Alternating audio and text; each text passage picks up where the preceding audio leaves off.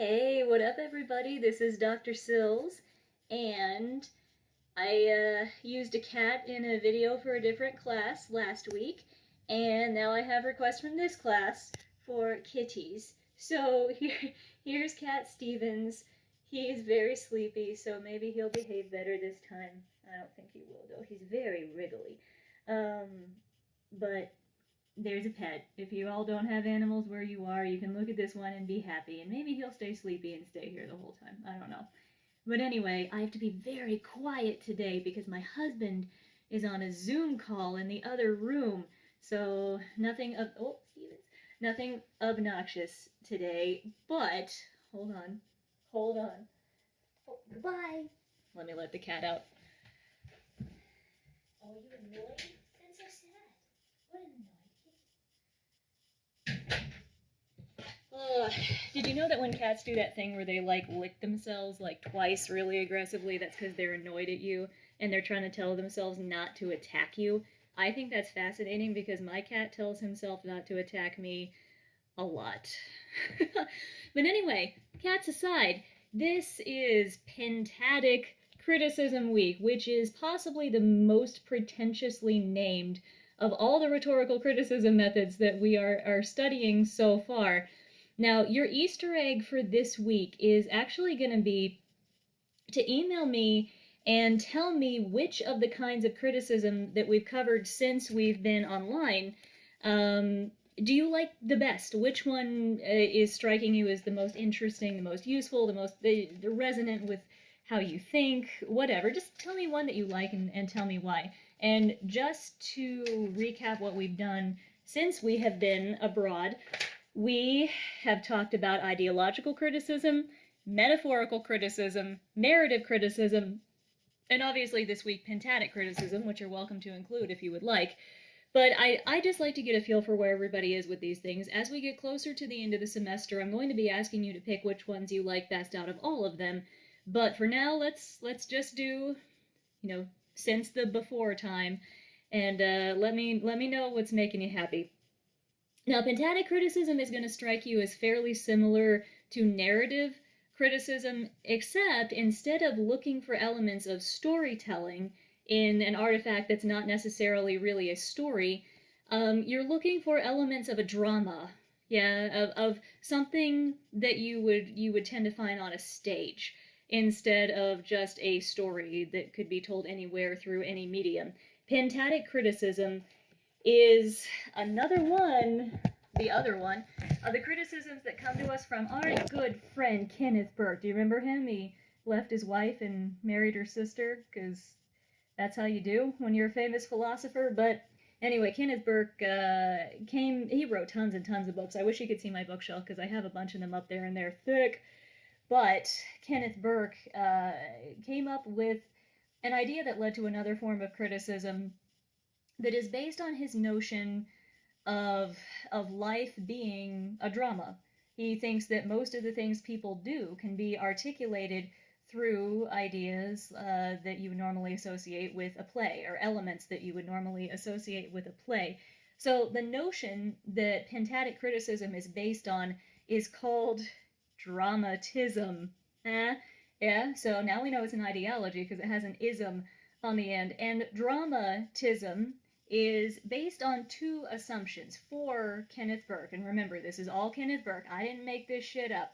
Kenneth Burke says that dramatism is based, one, on the assumption that action exists. Yeah. And he says that action has three conditions. First of all, for something to qualify as an action, there has to be freedom of choice involved. You have to have been able to make a decision for the stuff you do to count as an action. There's also purpose involved. You didn't just make a choice to flail around because you could flail around, right? You have reasons to do what you're doing. And finally, motion, which is it's a sense of direction about the action that you're taking. So you chose to act, or another person chose to act, and they did it for a reason, and they did it in a direction.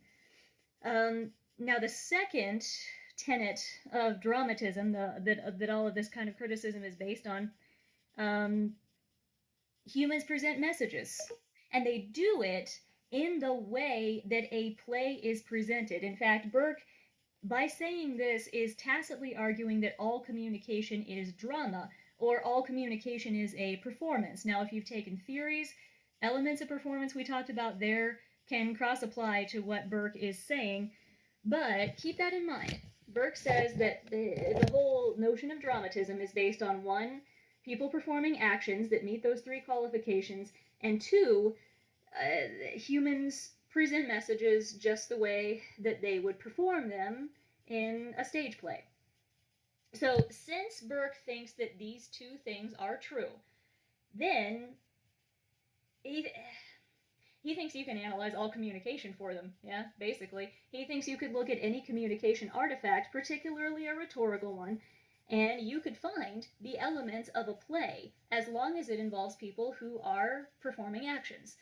So he analyzes artifacts, or who wants us to analyze artifacts, according to this premise, using what he calls a pentad.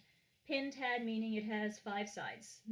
You can draw a little diagram of it that looks like a star, and if we were in class, I'd be all over the whiteboard with this.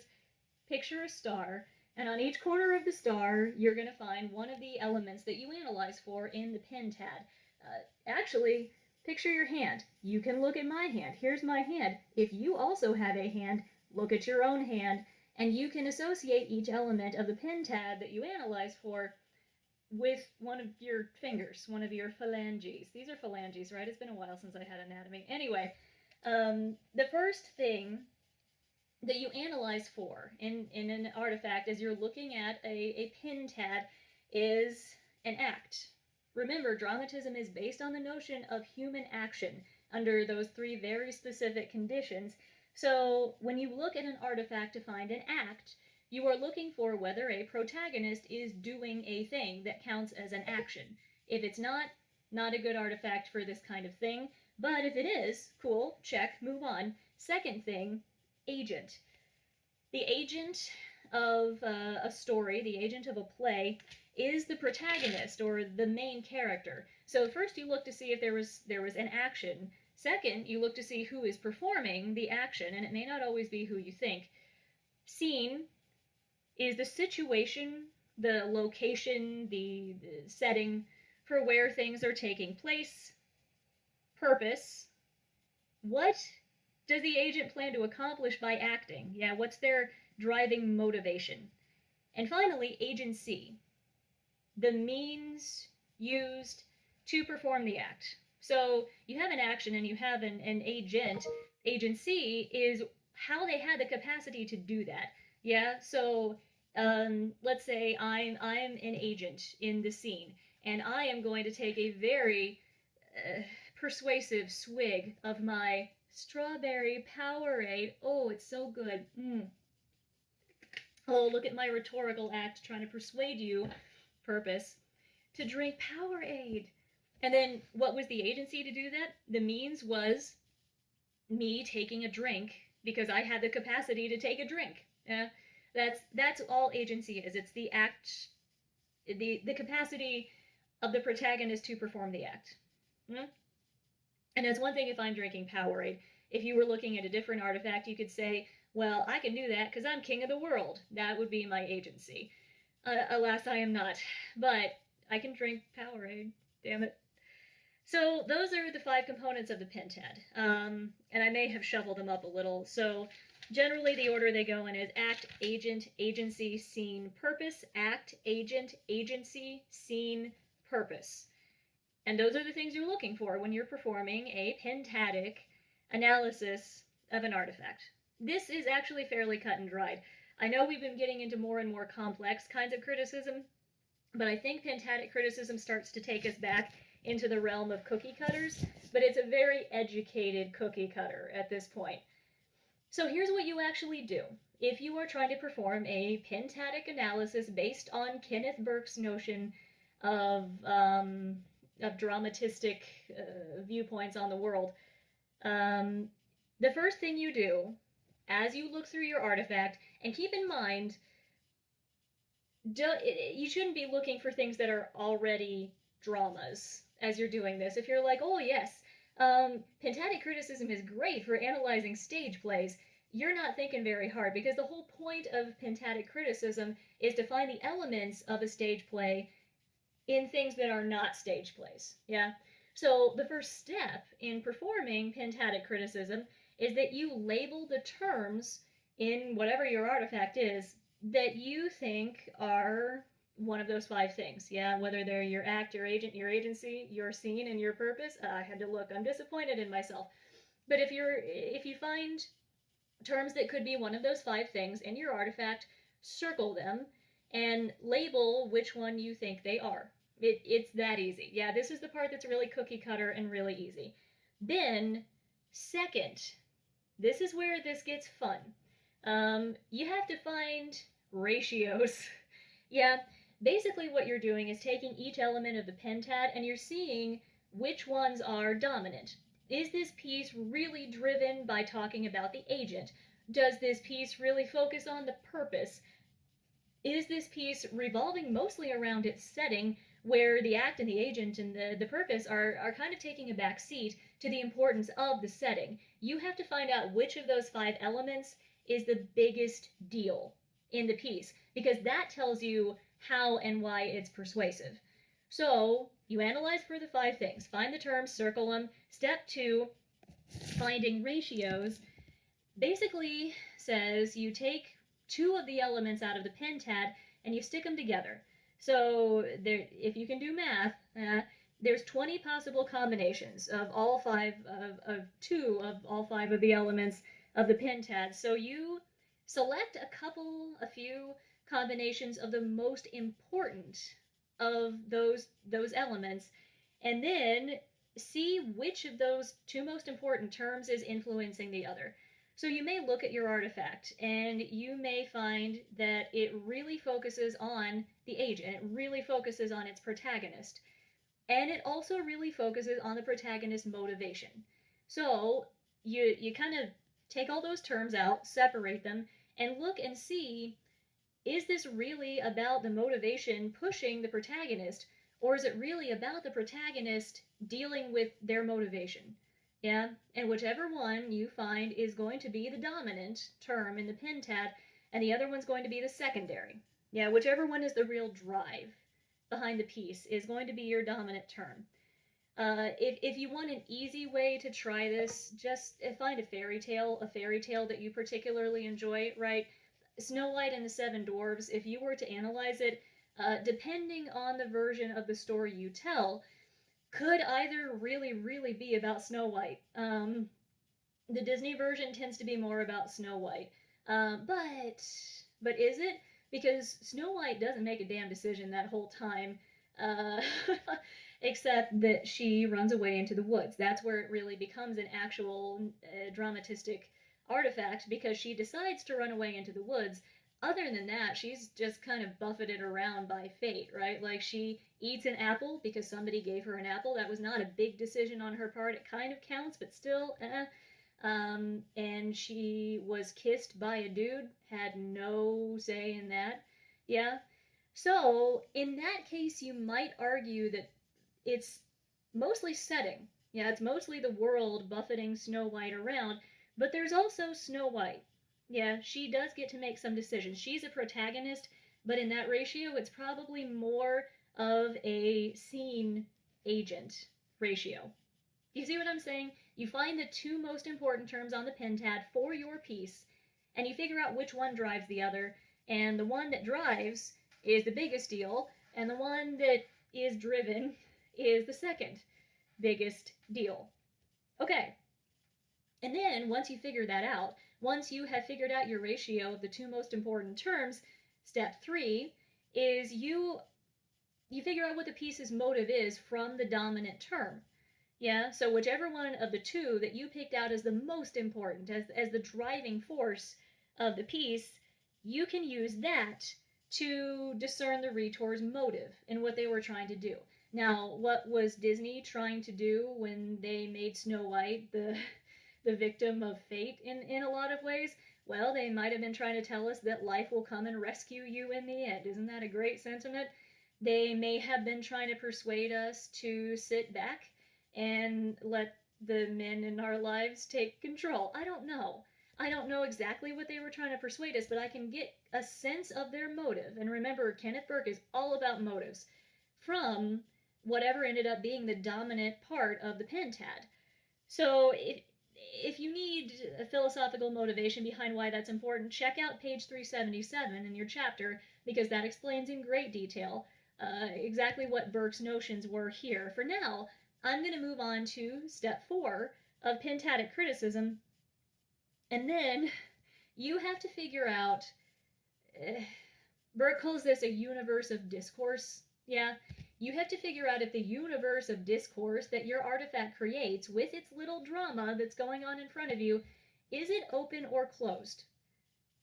Is the universe of discourse open to other perspectives? Is there any sense of a dialectic in what the piece is trying to show you? Now, in the movie Snow White, probably not. There's not really a lot of room for you to be like, actually, I think that she should have stayed in a castle and stayed under the protection of her evil stepmother. Yes, that would have been a better decision, artifact. Yeah, you don't really get to do that. That's a closed universe of discourse, and you're left thinking that the way the movie says life is the way life is. Now, if you were to look at a more feminist artifact, the universe of discourse would be open, and it would invite the audience to interact with, not literally, but like interact with the ideas and have their opinion about the ideas presented by the agent as they are performing their action. So you figure out if the artifact is showing multiple perspectives or just trying to give you a single one. Yeah? So, to review, here's how you do Pentadic Criticism. And first you label the pentadic terms. Now, what are the pentadic terms? What are the pentadic components? Well, I'm glad you asked for that recap too. It is the agent, it is the action, it is the agency, it is the scene, and it is the purpose. Yeah, I got them in the right order this time, right? I hope so. Anyway, you look for those 5 things. You find terms that constitute those 5 things in your artifact, circle them. Move on to step 2, where you figure out the ratios. And this is the part that's a little hard to understand your first time doing it. So absolutely text me or email me with questions, or I will Zoom with you and I will pick up shit from my desk and we will do a pentadic analysis on that. But find the ratios, figure out which of the pentadic terms really drives the piece, and then figure out which one is the secondary, the second most important term. Then you move on to step 3, where you figure out the motive of the piece based on the dominant term. What is it trying to do? Remember, all of these kinds of criticism are about figuring out why people are trying to persuade you and how. And then finally, step 4, and by the way, step 4 is called Pentadic Cartography, another extraordinarily pretentious term. Finally, step 4, figure out if the universe of discourse in the piece is open or closed. Can you have internal dialogue with it? And then you're good. That's Pentadic Criticism. That's finding the little tiny piece of drama in everything that you are looking at. And again, please apply this to things that don't seem to have a cast of characters. Yeah, apply them to things like speeches. If you wanted to find a Pentad in this Powerade bottle, you probably could, because it's a persuasive artifact that has implied agents and implied actions. Do it. Find this in non-obvious artifacts, and I think you'll have a lot of fun with it. So there you go. This is your week. This is your Pentad, and keep in mind, we are getting toward the end of the semester. Although I know that's hard to believe from where we're all sitting right now, we really are. And as we are creeping toward that final paper, you are going to need to choose one of the kinds of criticism that we've done this semester that we've really done. So closed textual analysis doesn't count because I didn't cover it in a very thorough way. But anything Neo-Aristotelian or after, you're going to pick one of those kinds of criticism and you're going to do it, and you're going to do it real hard. So you got to figure out which of these makes you the happiest, that if you had to spend a week just curled up in it and not thinking about much else, it would still make you happy. So on your path to that, don't forget about your Easter egg extra credit. And again, really, with this one, do be in contact with questions, because I want to make sure you understand it. It's a really useful kind of criticism, and it's honestly quite a popular one, but I want to make sure you're doing it right. Yeah? So be in touch, and I hope to hear from you guys as much as I can. All right. Have a good week. See you around.